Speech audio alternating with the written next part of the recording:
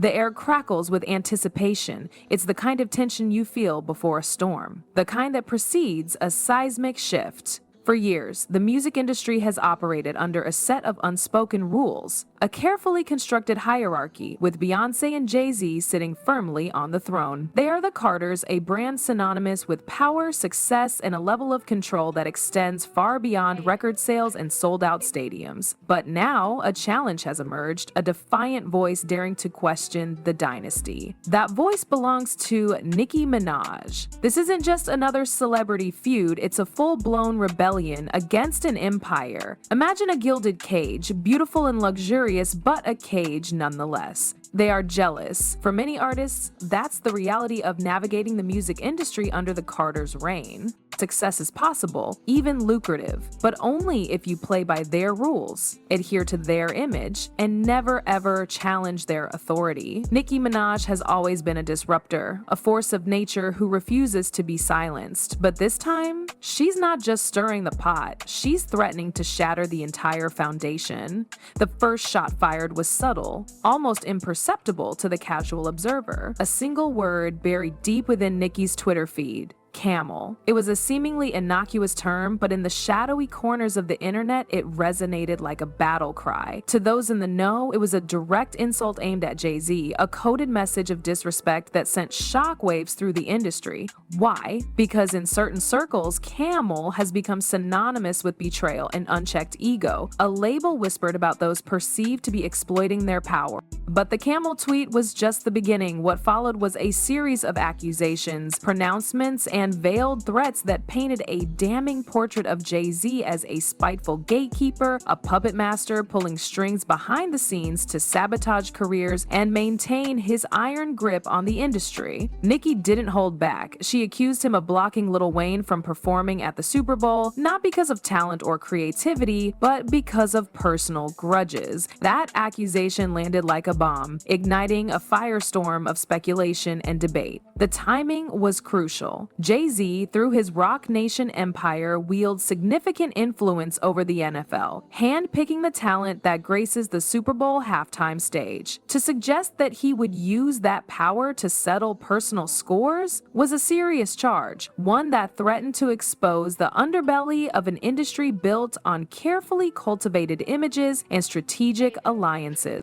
Nicki wasn't just attacking Jay-Z's business practices, she was attacking his character, his reputation, the very foundation of his empire, and then she crossed a line that few dared to approach. She resurrected a long-dormant internet conspiracy theory, a dark and twisted rumor surrounding Blue Ivy, Beyoncé's daughter. The theory, which has circulated in hushed tones for years, suggests that Blue Ivy is not Beyoncé's biological child, but the daughter of Jay-Z and a former publicist named Kathy White, who died under mysterious circumstances. Nicki didn't create the rumor, but she amplified it, dragging it back into the spotlight and forcing the world to confront a narrative that the Carters have worked tirelessly to suppress. It was a dangerous move, a declaration of war that threatened to expose secrets buried deep beneath layers of wealth, power, and carefully constructed silence. The internet exploded.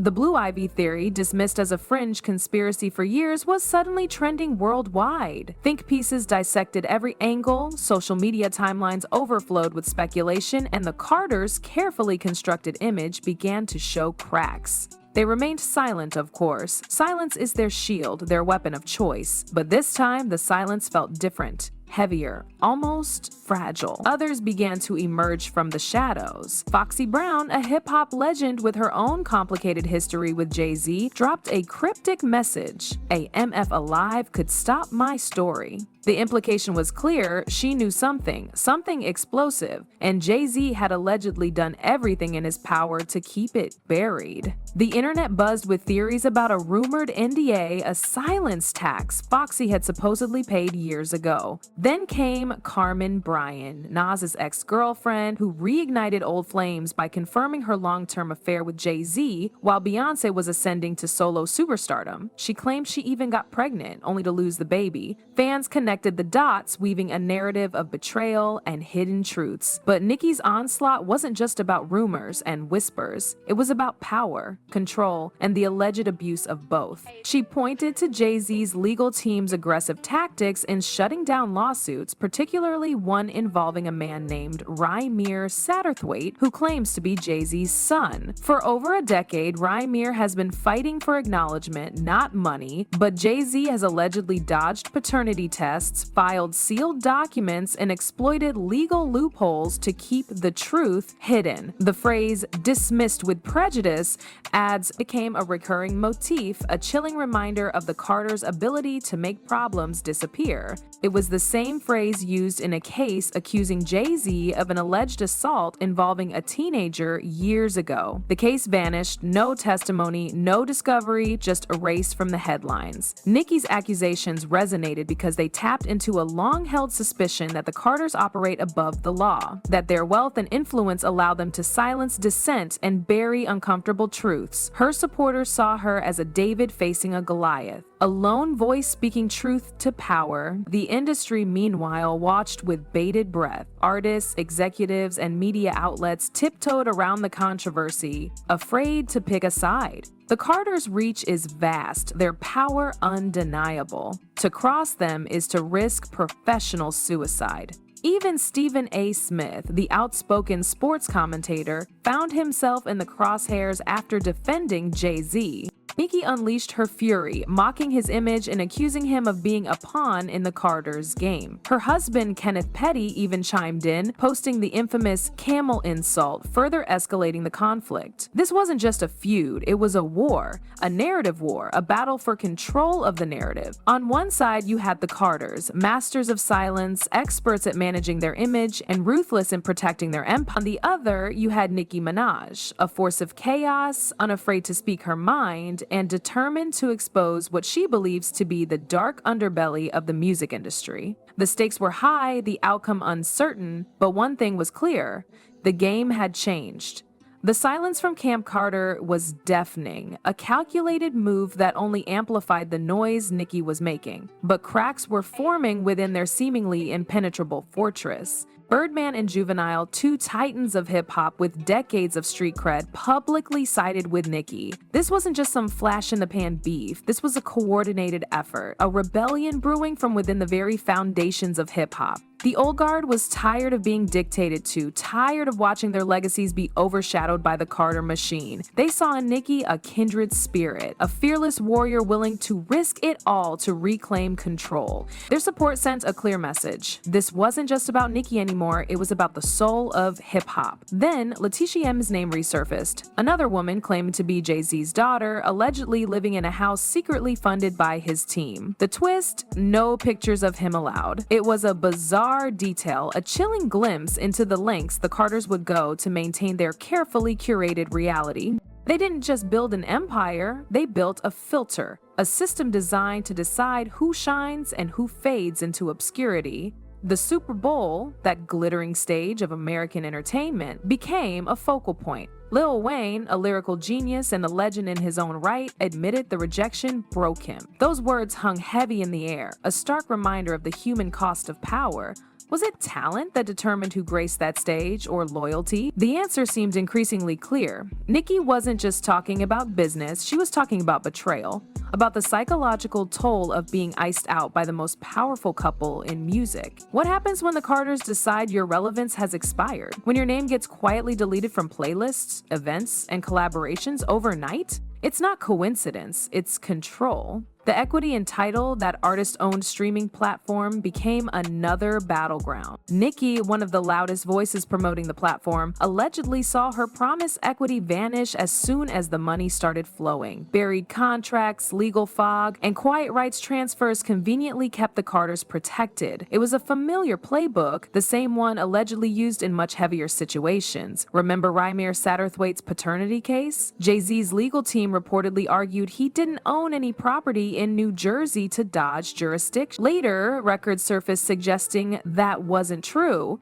He did have property there. By then, the case was dead. The Carters didn't just use lawyers, they weaponized them. Foxy Brown clapped back at the rumors about her teenage connection to Jay-Z with a cryptic message, "A MF alive could stop my story." She didn't confirm, she didn't deny, but she reminded the world that behind those redacted documents and sealed files, there are stories that still breathe. Silence doesn't always mean peace. Sometimes it means pressure. Kelly Rowland, Beyoncé's lifelong best friend, became a symbol of that pressure. Cameras caught her leaving a dinner in tears back in 2013. No context, no statements, just photos of Kelly crying outside a quiet restaurant while Jay-Z and Beyoncé were nowhere to be seen. Fast forward to 2020 and there she was again, smiling in promo pics for Ivy Park, wearing Beyoncé's Adidas collab like nothing ever happened. Was that loyalty or obligation? Chloe Exala, Megan Thee Stallion, even Lizzo, who Beyoncé publicly supported during her legal troubles, all seemed to fall in line. It always looked like unity until you realize the only people getting support are the ones who never step out of line.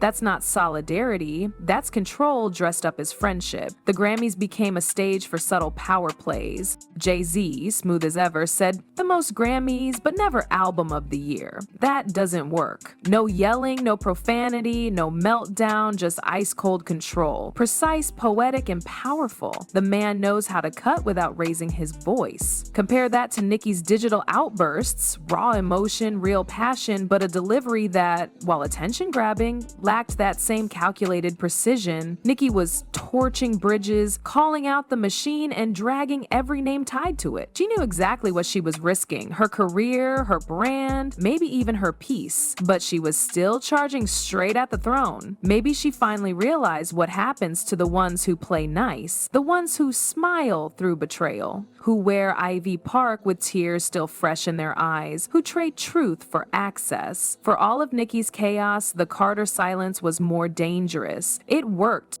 They had survived everything: affairs, cheating rumors, misconduct accusations, paternity scandals, and dark conspiracy theories. Every time a story started gaining heat, it vanished. Every time a name started trending, it was mysteriously buried. Every time someone spoke out, they seemed to just disappear.